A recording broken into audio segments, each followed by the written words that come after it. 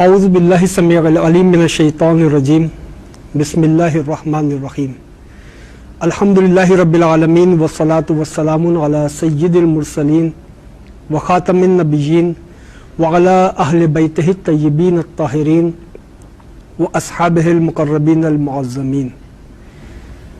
معزز محترم محتشم ناظرین گرامی قدر، آج ہم افق ولایت کی جس عظیم شخصیت پر گفتگو کر رہے ہیں، ان کا نام نامی اسم گرامی حضرت شاہ نیاز بریلوی ہے، اور آپ کو مختلف القابات سے جانا اور پہچانا جاتا ہے، جن میں قطب عالم، مدار اعظم، شاہ نیاز، بے نیاز اور دیگر القاب شامل ہیں۔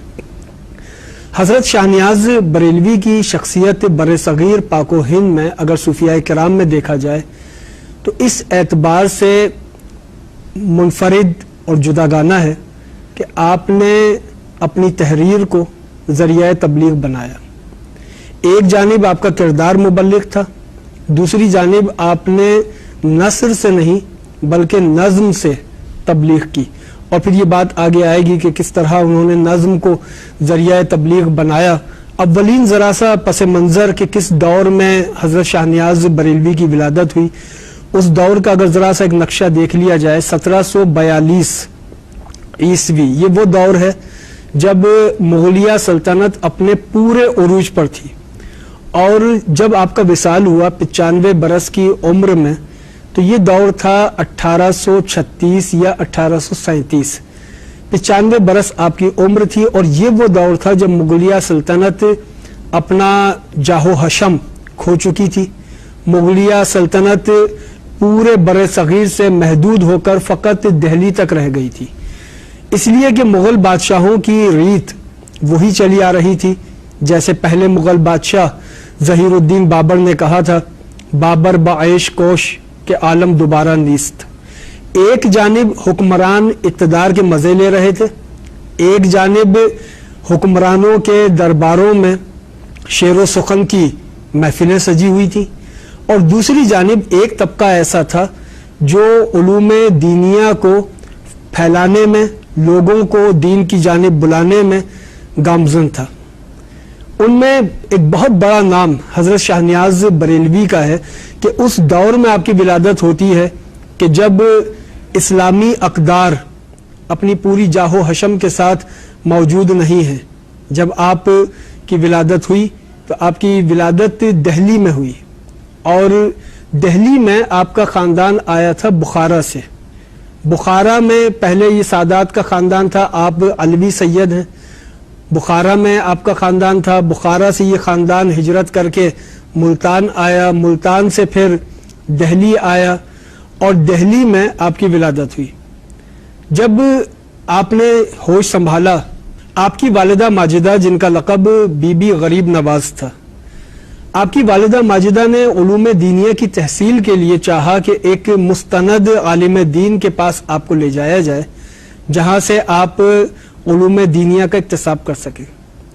اس کے لیے دہلی میں سب سے موزوں اور معتبر شخصیت حضرت مولانا فخر الدین دہلوی کی تھی، جن کا لقب فخر جہاں ہے، اور یہ سلسلہ عالیہ چشتیہ نظامیہ کے ایک عظیم صوفی بزرگ تھے، حضرت شاہ کلیم اللہ شاہ جہاں آبادی کے خلیفہ حضرت نظام الدین اورنگ آبادی، جو حیدرآباد دکن اورنگ آباد میں ہوتے تھے، اور حضرت نظام الدین اورنگ آبادی کے آپ خلیفہ بھی تھے اور نظام الدین اورنگ آبادی کے بیٹے بھی تھے۔ یہ حضرت مولانا فخر الدین دہلوی فخر جہاں ایک ہی وقت میں علوم دینیہ پر بھی دسترس رکھتے تھے، ایک ہی وقت میں تصوف، طریقت اور ذکر، اذکار اور باطنی مشاغل پر بھی آپ کو عبور حاصل تھا۔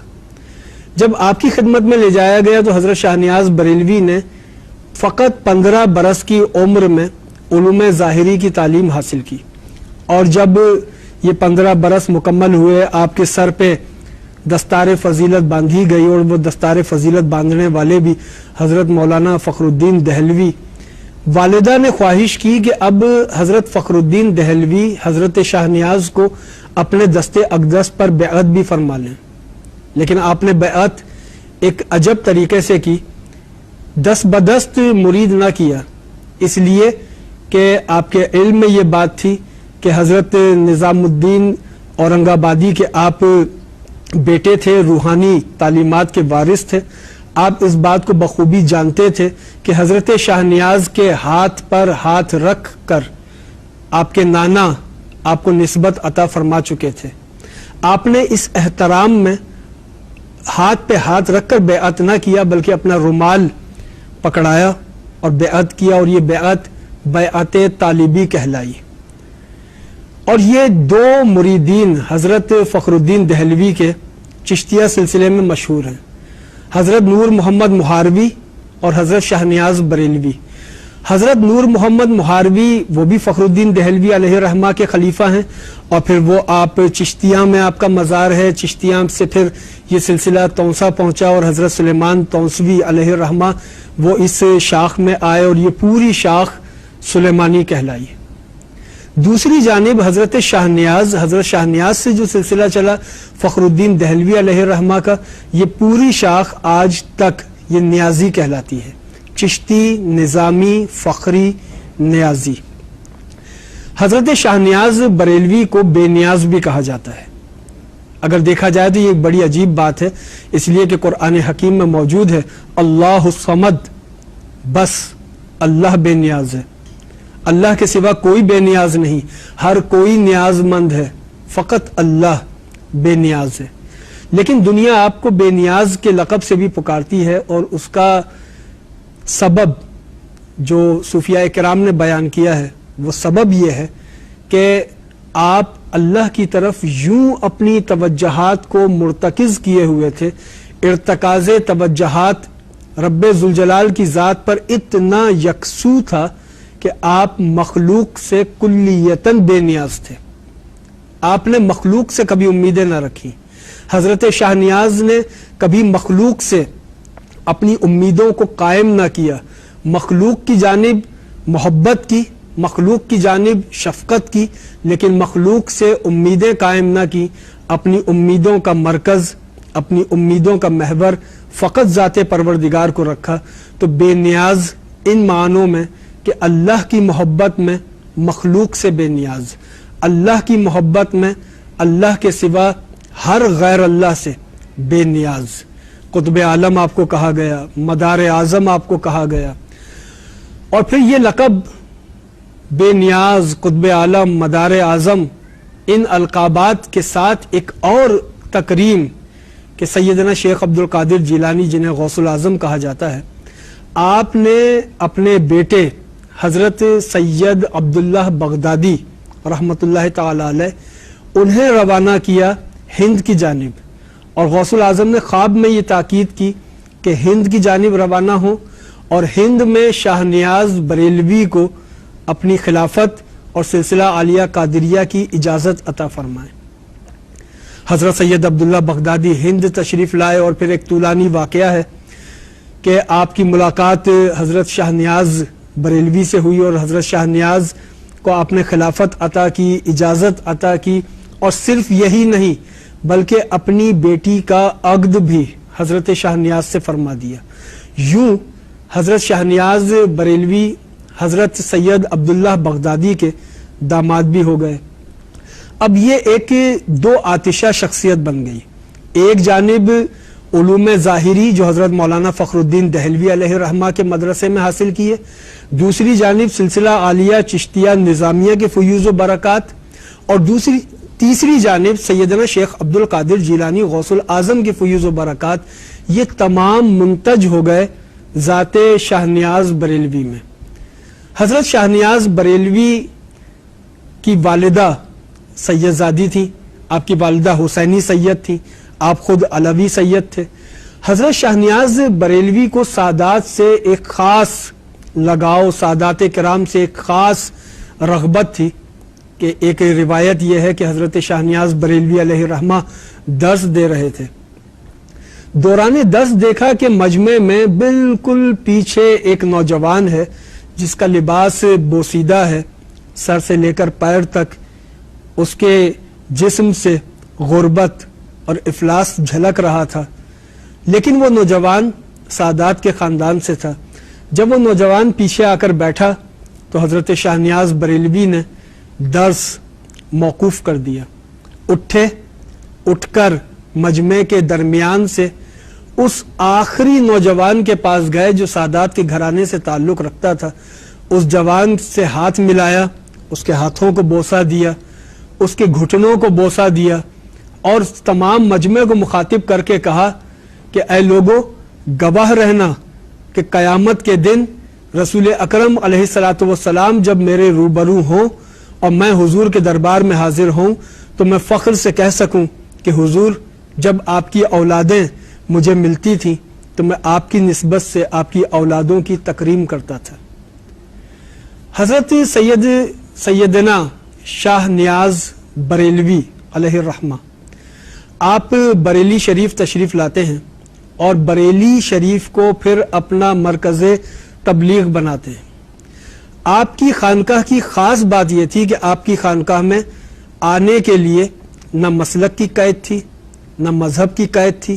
کسی مسلک کا ہو, کسی مذہب کا ہو, جو آپ کی خانقاہ میں آ جاتا آپ اس سے حسن سلوک فرماتے. یہی وجہ تھی کہ اس حسن سلوک سے بریلی شریف کا یہ ستارہ طریقت ساری دنیا میں جمع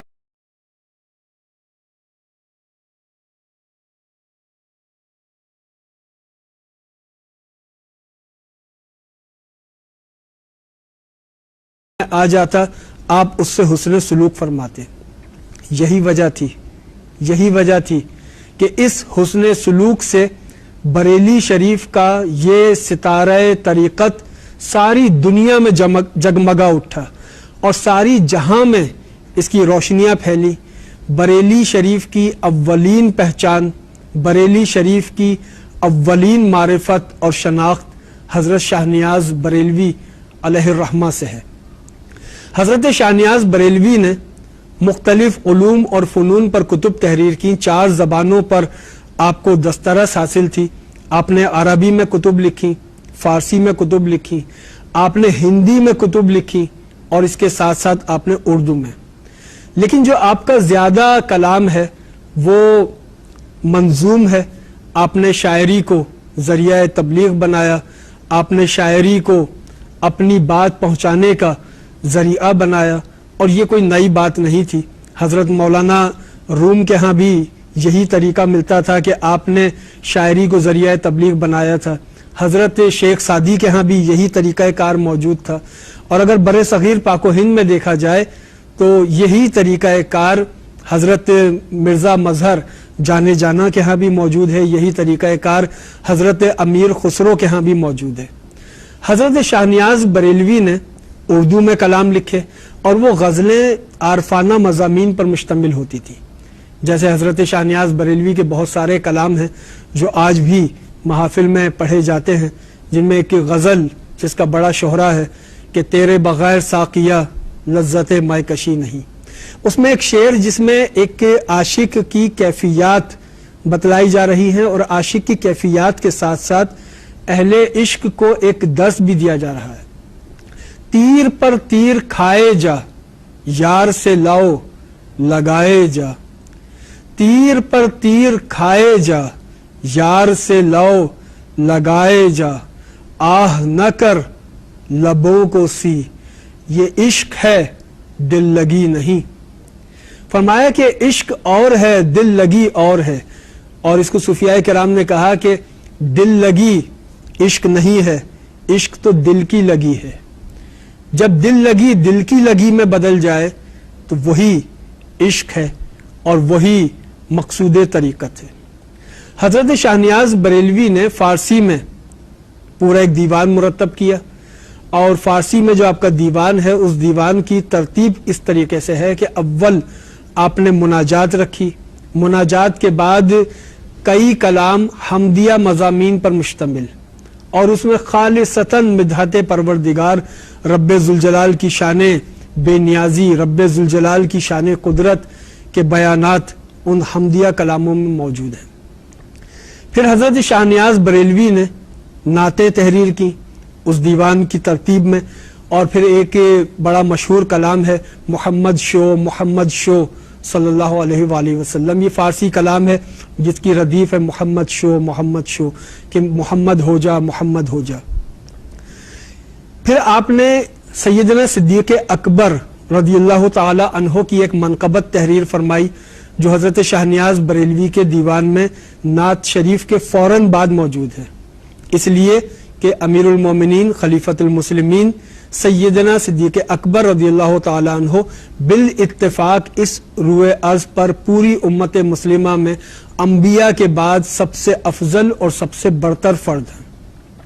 سیدنا صدیق اکبر رضی اللہ تعالی عنہ کی منقبت کے بعد پھر آپ نے حضرت علی شیر خدا رضی اللہ تعالی عنہ کی منقبت تحریر فرمائی، اور اس منقبت میں حضرت شاہنیاز بریلوی نے باب ولایت سے استفادہ کیا کہ حضرت علی شیر خدا سے ولایت کا دروازہ کھلتا ہے، اور مولا کائنات مولا علی مشکل کشا کو جو ولایت کا دروازہ قرار دیا گیا کہ آقا دو جہاں علیہ الصلوۃ والسلام نے جب غدیر خم کے میدان میں منبر سے یہ اعلان کیا کہ من کنت مولاہ فعلی مولا، جس کا میں مولا ہوں اس کا علی مولا ہے، تو حضرت شاہنیاز بریلوی نے اس جانب منظوم اشارہ کیا پیمبر برسر منبر نشست و خان مولایش، کہ پیمبر اعظم نے منبر پر نشست فرما ہو کر آپ کی مولائیت کا اعلان کیا. پیمبر برسر منبر نشست خاند مولایش تا مولایش را باشد اندر خلق برہانے، تاکہ آپ کی مولائی مخلوق کے اندر ایک دلیل بن کر رہ جائے، مخلوق کے اندر ایک برہان بن جائے، ایک دلیل بن جائے. حضرت شاہنیاز بریلوی نے حضرت علی شیر خدا کی منقبت کے بعد سیدنا امام حسین رضی اللہ تعالی عنہ سے اپنی محبت کا اظہار فرمایا، اور سیدنا امام حسین سے اپنی محبت کا اظہار اس منقبت کے ذریعے کیا جس منقبت کی گونج آج بھی چہار دانگے عالم ہے. ہر جانب وہ منقبت پڑھی جاتی ہے، سنی جاتی ہے، لوگوں کی سماعتوں میں وہ منقبت گونجتی رہتی ہے، اور وہ منقبت ہے اے دل بگیرے دامن سلطان اولیاء، یعنی حسین ابن علی جان اولیاء، اے دل اٹھ اور سلطان اولیاء کا دامن تھام لے. کون سلطان اولیاء؟ یعنی حسین ابن علی جان اولیاء، وہی سلطان اولیاء ہیں جو مولا علی کے بیٹے ہیں، ولیوں کی جان ہیں. مقطع میں آپ فرماتے ہیں کہ دارد نیاز حشر خود امید با حسین، با اولیاء است حشر محبان اولیاء. یہ نیاز جانتا ہے کہ اس کا حشر قیامت کے دن امام حسین کی غلامی میں ہوگا. کیوں؟ اس لیے کہ اولیاء کے چاہنے والے اولیاء کے ساتھ ہوں گے. حدیث پیمبر ہے جو جس سے محبت کرتا ہے حشر کے دن اسی کے ساتھ ہوگا. تو حضرت شاہنیاز بریلوی علیہ الرحمہ نے اسی سے استفادہ کرتے ہوئے کہا کہ ہم امام حسین سے محبت کرتے ہیں، حشر میں ہمارا حشر امام حسین کی غلامی میں ہوگا. سلسلہ کلام کی تلخیص یہ ہے کہ حضرت شاہنیاز بریلوی کی تعلیمات ہماگیر ہیں، آفاقی ہیں، عشق پر مبنی ہیں، محبت پر مبنی ہیں، اور اس عشق میں کوئی قید نہیں ہے، نہ زبان کی، نہ علاقے کی، نہ مسلک کی، نہ مذہب کی. انسانیت کی بنیاد پر عشق ہے. یہی محبت ہے جو اسلام کو پھیلاتی ہے. تلخیص کلام اس جملے میں کہ اگر ہم کفر کو قتل کریں اور کافر سے نفرت نہ کریں، اس کے اندر کے کفر کو قتل کریں، تو یہی طریقہ صوفیاء کرام کا ہے جو اندر کے کفر کو قتل کرتے ہیں. اور اس کے علاوہ اگر کافر کو قتل کرنے کی جد و جہد ہو تو یہ طریقہ صوفیاء کرام کا نہیں ہے، یہ طریقہ اولیاء کرام کا نہیں ہے. اولیاء کرام سب کے لیے فراخ دل ہوتے ہیں، سب سے محبت کرتے ہیں، سب سے پیار کرتے ہیں. وہ مرض سے نفرت کرتے ہیں، مریض سے نفرت نہیں کرتے. اندر کے مرض کا خاتمہ کرتے ہیں، وہ مریض کا خاتمہ نہیں کرتے. پروردگار مالک الملک ہمیں حضرت شاہنیاز بریلوی علیہ الرحمہ کی تعلیمات پر عمل پیرا ہو کر محبت، فاتح عالم کی تصویر بننے کا شرف اور اعزاز عطا فرمائے. وما علینا الا البلاغ. خدا کا خاص احسان